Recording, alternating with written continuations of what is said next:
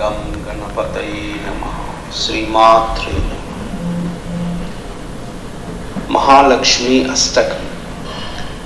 ओम नमस्तेस्तु महामाये श्रीपीठे सुरपूजिते शंखचक्र गदाहस्ते महालक्ष्मी नमोस्तुते।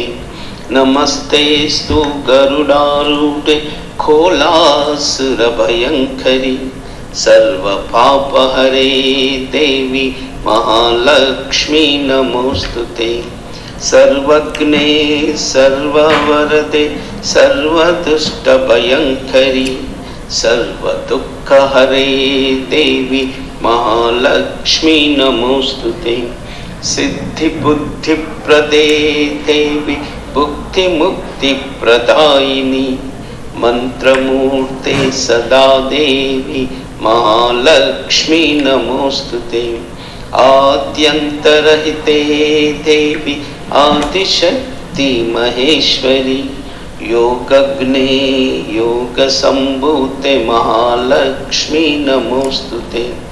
स्थूलसूक्ष्मे महारौद्रे महाशक्ति महोदरे महापापहरे देवी महालक्ष्मी नमोस्तुते।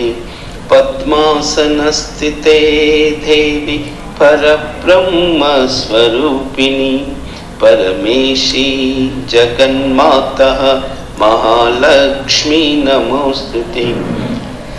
श्वेतांबरधरे देवी नानालंकारभूषिते जगत्स्थिते जगन्माता महालक्ष्मी नमोस्तुते। महालक्ष्म्यष्टकं स्तोत्रं यः पठेत् भक्तिमान् नरः सर्वसिद्धिममाप्नोति राज्यं प्राप्नोति सर्वदा। एककाले पठेन् नित्यं महापापविनाशनं त्रिकालं यः पठेन् नित्यं धनधान्यसमन्वितः। त्रिकालं यः पठेन् नित्यं महाशत्रुविनाशनं महालक्ष्मीर्भजेन् नित्यं प्रसन्ना वरदा शुभा प्रसन्ना वरदा शुभा प्रसन्ना वरदा शुभा।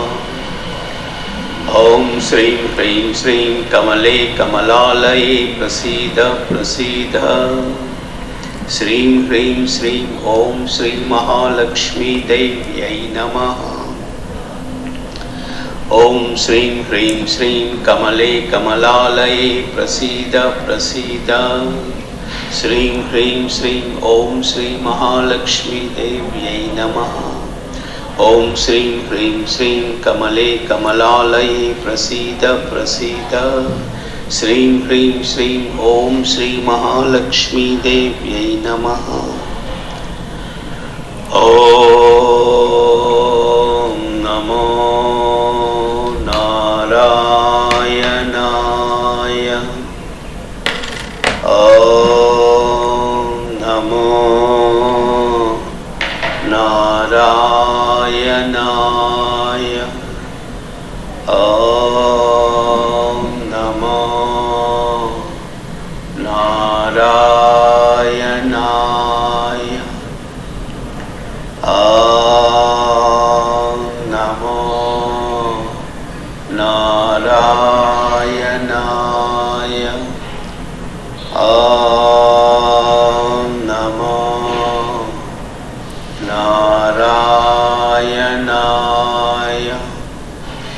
ओम नमो नारायणाय।